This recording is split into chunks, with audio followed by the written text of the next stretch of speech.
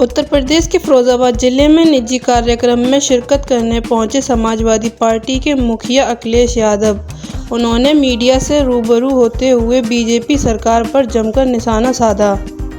उन्होंने कहा, cancer, heart attack, sugar, blood pressure जैसी बीमारियां भाजपा सरकार में बढ़ी हैं। बीजेपी के लोग किसान वाली पार्टी नहीं है। अगर ये किसानों का दल होता है, ये उद्योगपतियों का और बड़े कारोबारियों का दल है।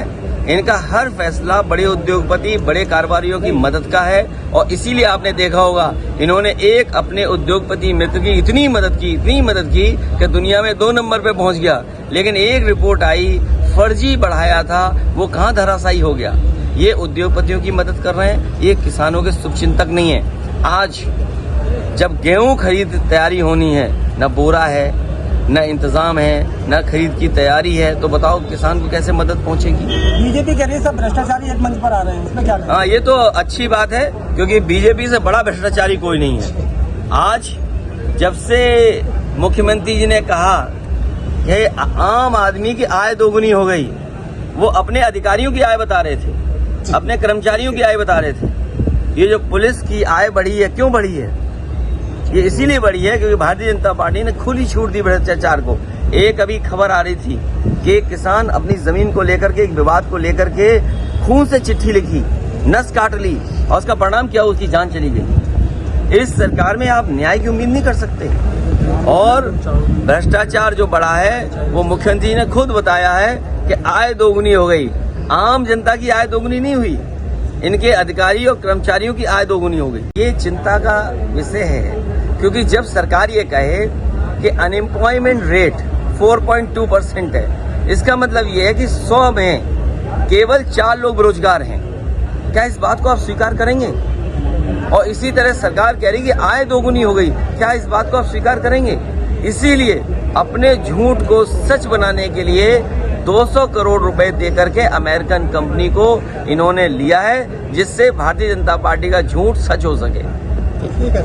ये कानूनी कार्रवाई क्या हो रही है, लेकिन आप लोग भी समझदार पत्रकार हैं और मैं जानता हूं कि किस चैनल से ये सवाल पूछा जा रहा है। कई चैनलों का एजेंडा ये है कि वो कुछ मुद्दों पर इसी तरीके से बहस करते रहें। भारतीय जनता पार्टी ये नहीं बताना चाहती कि 1 अप्रैल से दवाइयाँ महंगी हो गई, इलाज महंगा हो गया, लोगों को इलाज नहीं मिल रहा, दवाइयाँ अस्पताल में नहीं है। ये सवाल बड़ा नहीं है। और जब से महंगाई बढ़ी और खासकर जो दवाई बढ़ी है, महंगाई हुई है, उसका कारण बीजेपी है। जब से बीजेपी की सरकार आई है, कैंसर ज्यादा हो गया, हार्ट अटैक ज्यादा हो गया, लोगों को डायबिटीज ज्यादा हो गई।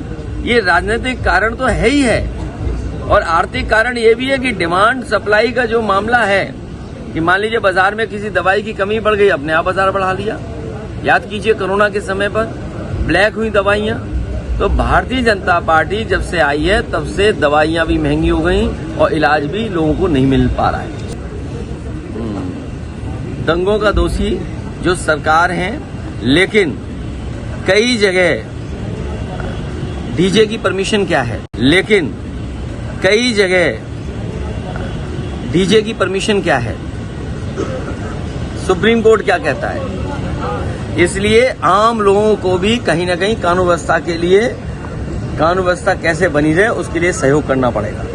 उत्सव हो, आयोजन हो, लेकिन उत्सव और आयोजन का मतलब ये नहीं कि हम एक दूसरे के बीच में खाई पैदा कर दें। सबसे बड़ा सवाल यह है कि बीजेपी ये कहती है कि 100 में केवल 4 बेरोजगार हैं। क्या ये मानने को तैयार हैं आप? नहीं, क्योंकि बीजेपी इस बहस नहीं छेड़ना चाहेगी। बीजेपी का जो आंकड़ा है, जो बजट पास हुआ, उसमें ये कहा कि 100 में से केवल बेरोजगार हैं। इसका मतलब 96% जो नौजवान है उसको नौकरी मिल चुकी है। बीजेपी ने कहा कि हम $1 ट्रिलियन इकोनॉमी कर देंगे, जबकि उत्तर प्रदेश की जो ग्रोथ रेट है वो न जाने क्या है, और नकली ग्रोथ रेट दिखा रहे हैं 16%, और $1 ट्रिलियन इकोनॉमी के लिए चाहिए 34%। और इस 34% को दिखाने के लिए, अपने झूठ को सच बनाने के लिए अमेरिकन कंपनी को हायर किया इन्होंने। डिलॉयट कंपनी को 200 करोड़ दे रहे हैं। कि जो बीजेपी ने झूठ बोल दिया वो सच कैसे हो। पार्टी में जो ज्यादा से ज्यादा चुनाव लड़े, जहां भारतीय जनता पार्टी से मुकाबला करना है, सीधा सीधा मुकाबला में समाजवादी पार्टी खड़ी है। और मुझे उम्मीद है कि उत्तर प्रदेश में लगातार भारतीय जनता पार्टी जीती है। और हमें आपको सबको पता है कि प्रधानमंत्री जी ने खुद झाड़ू पकड़ा था और उसके बाद उनके पार्टी के बड़े बड़े नेताओं ने झाड़ू पकड़ा, कई जगह झाड़ू लगाया, बड़े बड़े झाड़ू मारने के लिए एम्बेसडर्स बनाए गए। लेकिन आज सच्चाई ये है कि कूड़ा भरा पड़ा है, नाले भरे पड़े हैं, शहरों में गंदगी है। जब कभी भी डेंगू होता है, डेंगू से अक्सर वहीं डेंगू ज्यादा हुआ है जहां बीजेपी के चेयरमैन थे या बीजेपी के मेयर थे। और जो स्मार्ट सिटी का सपना दिखाया था, आखिरकार स्मार्ट सिटी का रूप क्या होगा, स्वरूप क्या होगा, वो भी आज तक सरकार नहीं बता पाई। तो इसलिए जनता इस अर्बन इलेक्शन में भारतीय जनता पार्टी को सबक सिखाएगी। और हम तो ये कहेंगे कि महंगाई चरम सीमा पर है, बेरोजगारी चरम सीमा पर है, और जो महंगाई हुई है वो भारतीय जनता पार्टी की देन है। जब से भारतीय जनता पार्टी आई है तब से न केवल हर चीज की महंगाई हुई है बल्कि दवाओं की भी महंगाई बढ़ गई है। और ये राजनीतिक भावना जो रही उनकी, जिसके कारण आज पूरा उत्तर प्रदेश उलझ गया है। मैं धन्यवाद देता हूं आपको। आखिरी सवाल में आपकी पत्रकारिता जाग गई। अभी तक तो जो सवाल आप पूछ रहे थे किसी के इशारे पे पूछ रहे थे। मैं इसी बात का इंतजार कर रहा था कि आपके अंदर से सवाल कब निकलेगा। और ये सच्चाई है। याद कीजिए, बीजेपी के लोग चिल्लाते थे कि फसल बीमा करा लो, फसल बीमा करा लो। आज फसल बीमा से क्या किसान की मदद हो रही है? या फसल बीमा से जिन कंपनियों ने बीमा किया है उनको मुनाफा कम पा रहे हैं? एक भी किसान को ये सरकार मदद नहीं कर पाई। आलू का किसान बर्बाद हो गया।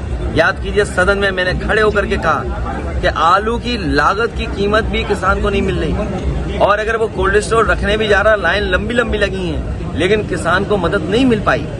उसका क्या परिणाम हुआ?